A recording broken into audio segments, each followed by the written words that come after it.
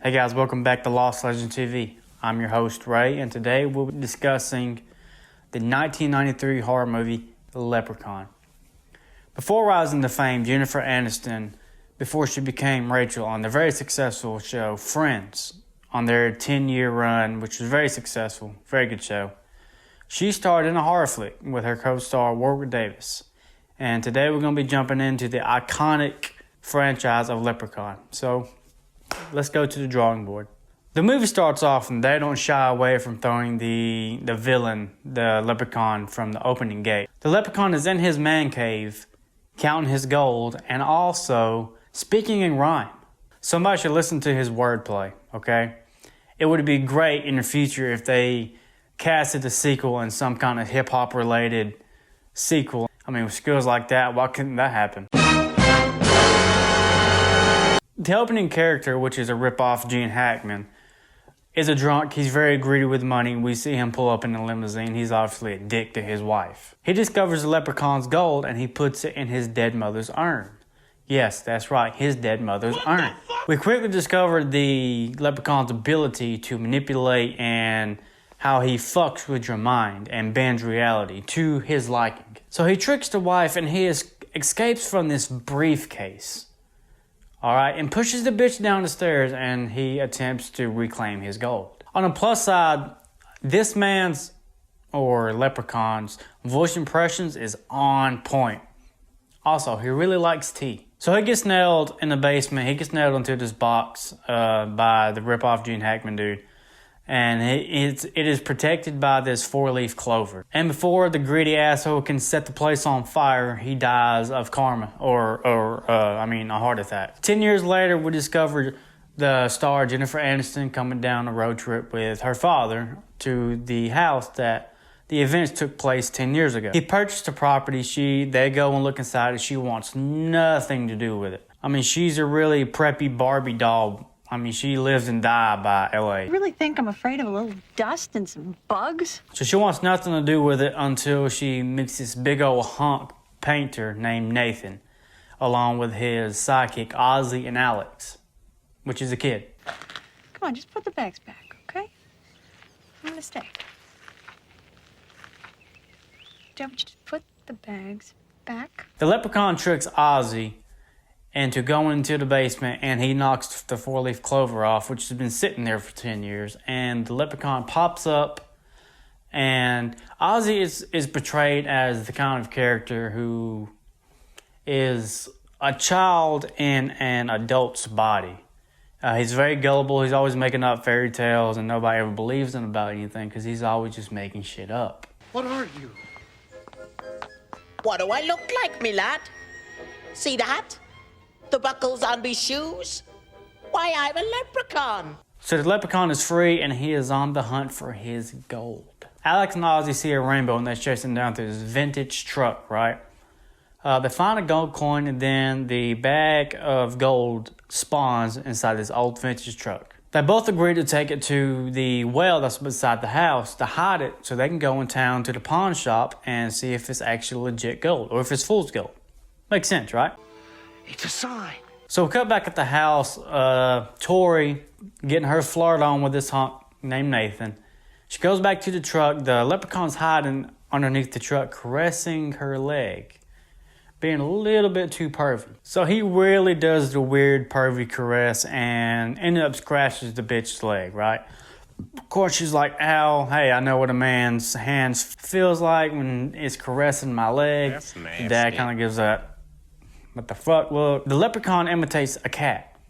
So this dumbass dad goes into this tree trunk, reaches in there, gets his shit bit, and they have to rush him to the hospital. After dropping the father off at the hospital, Ozzy and Alex go to the pawn shop, like the plan was to do, and they drop it off, and the shopkeeper wants to know if he can keep it overnight to study it, to, figure it out. Stupidly, they agree to this, and the shopkeeper gets got shortly after they leave with a damn pogo stick. Finish him! But the Leprechaun finds a car and tricks that bitch out. It's just a plastic car that he makes his own because he has his gold coin now, so he has a little bit of power. It's pretty cool. I mean, come on. The funny part about it is the Leprechaun in his little car is cruising down the street in his 6'4", and he gets pulled over by a fucking cop. Yeah, a cop pulls him over in this little ass plastic car, all right? So anyway, naturally, the Leprechaun is the predator, and they play peekaboo in the woods for a while, and the fucking cop gets his fucking shit snapped by the Leprechaun. Surprise. So back at the house, after the Leprechaun is weirdly cleaning everybody's goddamn shoes, Nathan steps in the bear trap, but he still has the ability to give the little Leprechaun them hands. And plus, he gets a shotgun and busts a cap in his ass. They try to get away in the truck, but they pop the hood and discover that the Leprechaun has spawned inside the hood, and he's chewing all this shit up, so they can't leave. So he goes Mike Tyson and Ozzy, bites his fucking ear off, and he runs to this barn, right? And all you hear is like this banging of metal and this welding shit.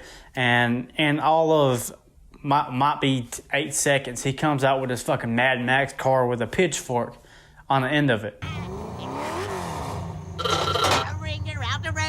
He tips the fucking truck over, right? Anyway, they make it back to the house, and Tori successfully calls the cops. But Leprechaun ain't having that shit. He poses as the dead cop he killed earlier, acting like he's the dispatch, and said he'll check it out and he'll call for backup if he needs it. Now this little motherfucker's clever. I have to give him that. Alex finally confesses about the gold, and Tori goes outside to try to negotiate. She just basically gives him all the fucking gold. Oh, but wait a minute. Ozzy accidentally ate the fucking last coin when he discovered it beforehand in the movie. What an inconvenience. The Leprechaun spawns back in the house, and he's playing mind-fuck games with everybody, and he's showing off his true ability to really fuck with your mind. Also, his ability to skateboard. Yes, skateboard. Old Man O'Grady, which is the rip-off Gene Hackman that I spoke about earlier, is not dead. He's in a nursing home. So they go out to the nursing home and try to contact him, but sadly, the Leprechaun got there first. Naturally. We also find out that the Leprechaun cannot skate for shit. But this man has got some fucking wheelchair maneuvers, boy.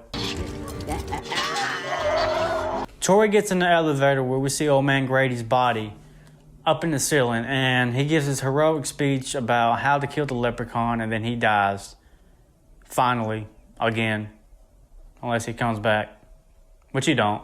Just in time before he dies, he tells Tori that you need a 4-leaf clover to kill the Leprechaun.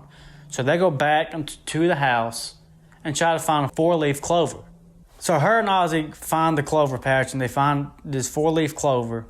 But before that, Ozzy gives this believing speech about she needs to believe because he believes, because she's not believing, but she needs to believe because he believes. And after they start believing that they need to believe, they believe. And then she magically has a 4-leaf clover in a pile that she picked up in her hands.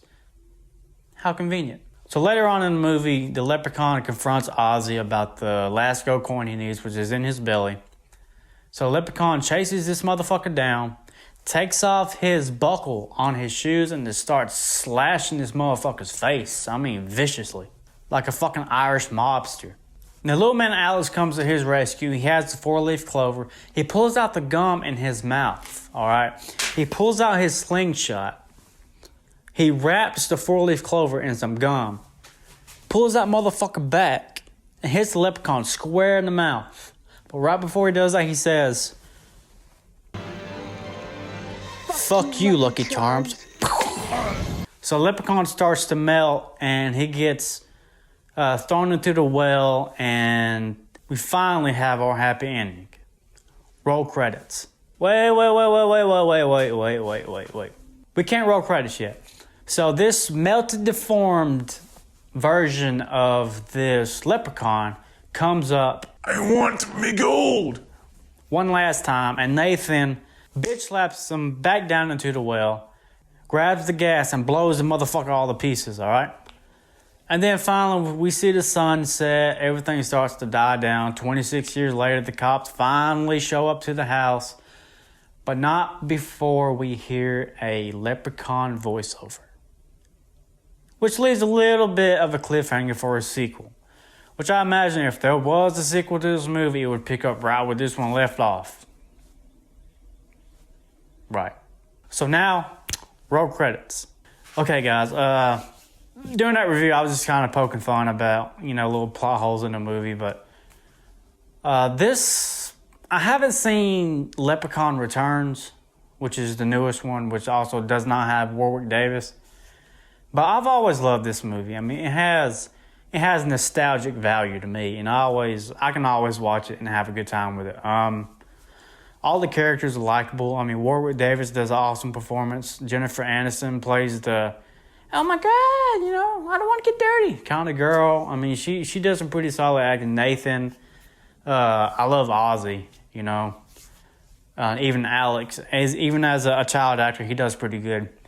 But the movie, I mean, you had to think about 1993 was a year for the director for this movie had his hands full. He had competition that year. 1993, he had to compete with sequels for Friday the 13th, the Amityville Horror. He had to deal with The Evil Dead the year prior, so he was coming up off of that. So he had to try to make this, the team, the crew, the producers, the directors, they had to try to make an impact. And, I mean, it did very, very well at the box office. So, I mean, this movie was a success, whether you hate it or like it. I mean, it did good. And I think for the most part, I mean, this first entry really is probably, in my opinion, the best one. But this is going to do it for this video, guys. I hope y'all like this new format I'm trying out with the channel. If y'all like this, I'll do some more of this. And I really have fun doing this. If y'all want, would you please subscribe, give it a like, and let me know y'all like this kind of stuff. And that's just help keep us going. Also, drop down in the comments if you would like me to do the sequels, or if you would just like me to skip the whole timeline and go from this one to Leprechaun Returns from 2019. All right, until next time, guys. Adios. Thank you for watching. What a slam. Bring us back to you, grouches. My crew just might roll on you.